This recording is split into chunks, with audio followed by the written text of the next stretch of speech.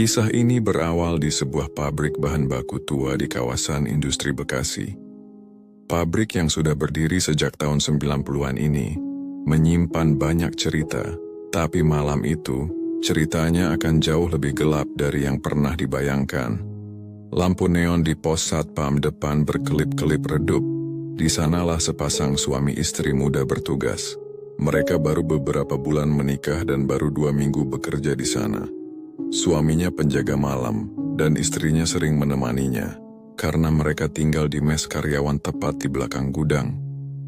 Awalnya, malam itu terasa biasa saja. Udara dingin, suara jangkrik, dan desiran angin dari rawa di belakang kompleks. Tapi semua itu berubah sekitar pukul 11 malam. Sang suami sedang berkeliling memeriksa gudang bagian tepung, sebuah area yang paling tua di pabrik itu. Tiba-tiba, ia mendengar suara samar, seperti mesin besar yang menyala. Aneh, karena semua mesin sudah dimatikan sejak sore hari.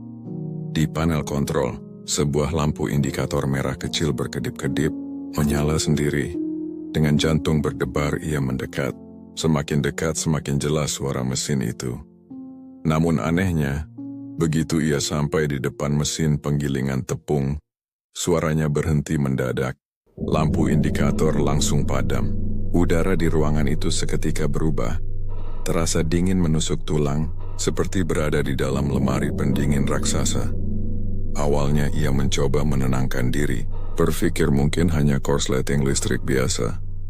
Tapi saat ia berbalik, matanya menangkap sesuatu di kaca mesin yang memantulkan bayangan. Di belakangnya, berdiri sosok hitam tinggi dan tanpa wajah. Jantungnya serasa berhenti berdetak. Ia menoleh dengan cepat tapi tak ada siapa-siapa. Ruangan itu kosong. Hanya ada dia dan mesin-mesin tua yang membisu. Malam berikutnya kejadian aneh itu terulang lagi, bahkan lebih menyeramkan.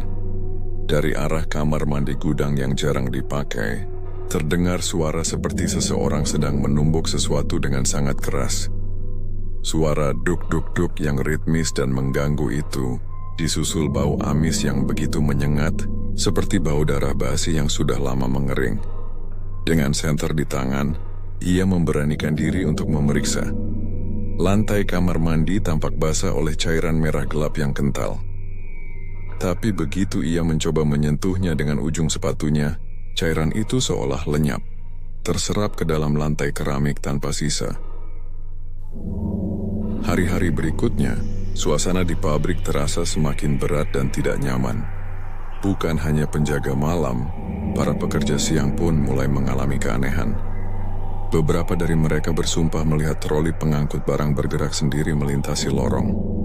Yang lain sering mendengar suara langkah kaki di atap, padahal bangunan pabrik itu hanya 1 lantai.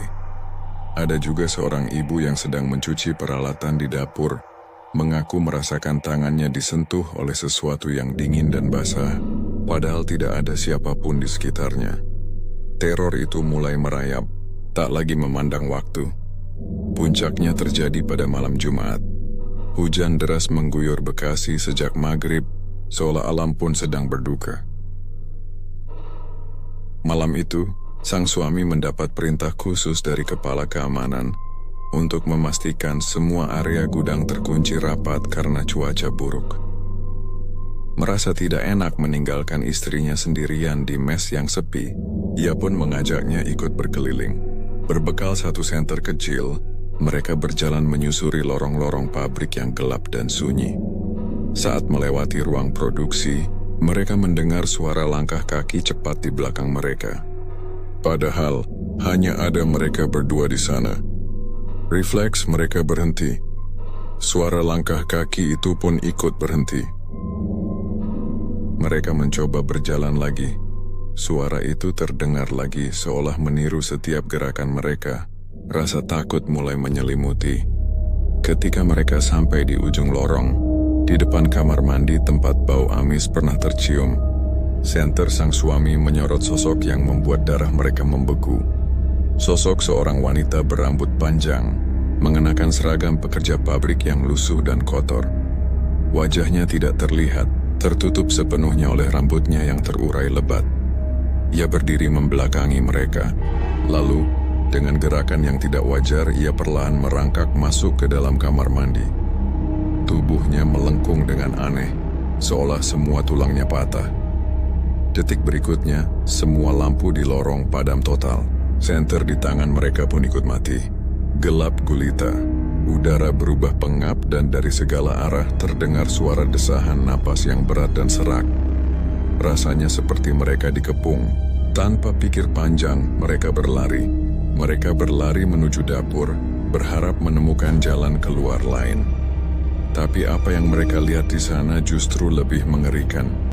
Di langit-langit dapur, sosok wanita itu menempel terbalik, merangkak dengan cepat di atas langit-langit, bergerak ke arah mereka. Kali ini wajahnya terlihat jelas. Mulutnya robek dari pipi ke pipi, membentuk senyuman mengerikan. Lidahnya yang panjang menjulur hingga ke dada, berlumuran cairan hitam pekat. Matanya merah menyala seperti bara api. Sambil merangkak, ia mengeluarkan teriakan panjang yang melengking.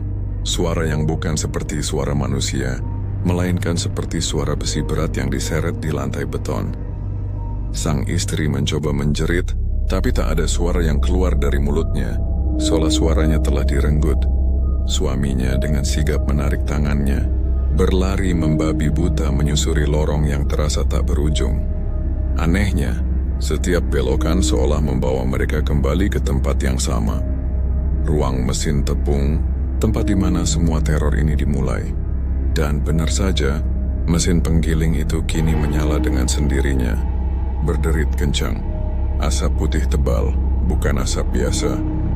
Tapi kabut dari tepung keluar dari cerobongnya, memenuhi ruangan dengan cepat. Dari dalam kabut tepung itu, muncul banyak sekali tangan-tangan pucat, kurus, meraih-raih ke arah mereka. Dan di tengah kabut, wanita yang tadi merangkak kini berdiri tegak. Ia menatap mereka dengan mata yang tak lagi memiliki sisi kemanusiaan. Ia mendekat, perlahan, lalu menghilang begitu saja di dalam kabut.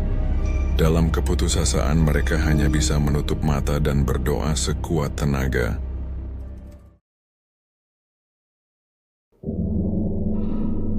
Tiba-tiba, semuanya hening. Suara mesin lenyap, kabut tepung menghilang.